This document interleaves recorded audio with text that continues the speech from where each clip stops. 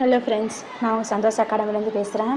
நம்ம box notes பார்த்துட்ருக்கோம். அதில் 4th டாப்பிக்காக பார்ப்போம். ஓடோமீட்டர் அப்படிங்கிறத சொல்லியிருக்காங்க. ஓடோமீட்டர் என்பது தானியங்கி வாகனங்கள் கடக்கும் தொலைவை கணக்கிடுவதற்கு பயன்படுத்தப்படும் ஒரு கருவியாகும்.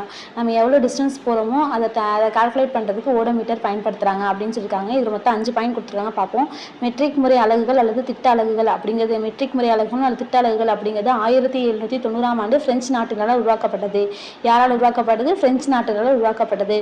தற்போது நீளத்தை அளவிட பயன்படுத்தப்படும் அளவுகோல் 11ஆம் நூற்றாண்டில் வில்லியம் பெல்வெல் என்ற அறிவியல் அறிஞரால் கண்டுபிடிக்கப்பட்டது. யாரால? 16ஆம் நூற்றாண்டில் வில்லியம் பெட்வெல் என்ற அறிவியல் அறிஞரால் கண்டுபிடிக்கப்பட்டது. பிரான்ஸ் நாட்டின் தலைநகர் பாரிஸில் உள்ள எடைகள் மற்றும் அளவீடுகளுக்கான அனைத்துலக நிறுவனம் பிளாட்டினம் மற்றும் இரிடியம் உலோக கலவையிலான படித்தட மீட்டர் கம்பி ஒன்று வைக்கப்பட்டுள்ளது.